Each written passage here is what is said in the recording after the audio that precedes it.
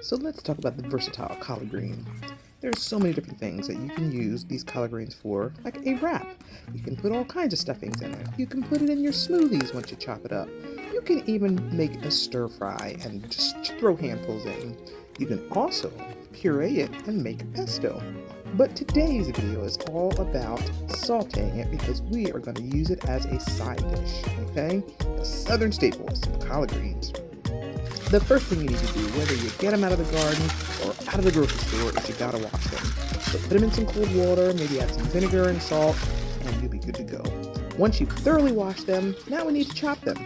So I would encourage you to grab 3 or 4 big leaves if they come this way, and then we're going to roll them and slice them. Let me first say, these are just the most beautiful collard greens right out of my garden, right?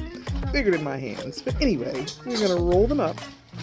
And then you're going to cut them in 2 different directions. Now, this all depends on how you want to chew them or how you want to eat them. I like mine in sort of like a little bit larger than bite-sized pieces, but I don't like huge chunks of collard greens. So I roll it, chop it, and then I chop it a different way, okay? So I roll it up, cut it the long way, and then I cut it the short way. I'm going to show you again in a second, but I just wanted you to see how I cut these because I think it really does make a difference. Also, all the flavor can get through these leaves as well. If they're too big, I don't think they have as good of a flavor. So, once you get them washed, chop them up as small as you'd like them to be chopped up, and then put them in the bowl. Let's try that one more time. So, we're going to get a handful, we're going to roll them up, slice them the long way,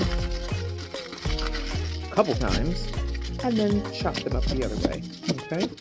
Once you get the hang of it, it really does go pretty quickly if you get your fresh greens. Speaking of which, fresh greens taste so much better than bad greens, and you don't have to take the stem out unless you want to. So, to start my greens, I love to start with a bottom layer of onions and peppers, but I need to have the sweet peppers. That could be the yellow ones, the orange ones, the red ones. They are the sweetest kind, all hands down. So I like to saute them. And as you noticed, I didn't put any oil in here. I am water sauteing or dry sauteing. It does not stick to the pan at all. And all vegetables have water in them, so it will create its own liquid. We're going to season every layer of this dish. And this first layer is with nature seasoning.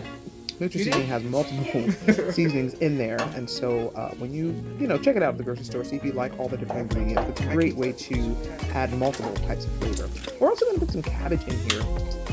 I like to add some texture and some crunch and some nutrition. And then this layer we're going to season with garlic powder. Going to come in with a little bit of onion powder, about 1 teaspoon each. But you're going to see we're going to use that same layer of seasonings a couple of times. So we don't need a lot right now. I also topped it off with some black pepper.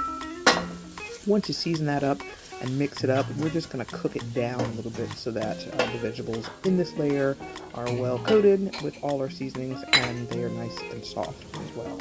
Okay. Once we have that bottom layer, we're going to add the collards. You're just going to load them in right on top of the onions and the peppers. It's going to look like it doesn't fit. It's going to look like it's overflowing, and you might not even be able to get the lid on it. But don't you worry about that because these greens are going to cook down. Okay, it's going to cook down. The longer you leave them in the pot, the less it's going to look like that you have in there. But that's okay. I would just encourage you to put the lid on there and bring it down. Now we are going to season this level, and this layer is going to have some liquid smoke. There's all types of liquid smoke that's out there, and I think mine is mesquite. We're also going to add a little bit of water and then one more layer of flavor in this particular area, and that is with our Better Than Bouillon. My go-to, if you watch my videos, you know I love some Better Than Bouillon. I'm putting about 2 tablespoons in here right now.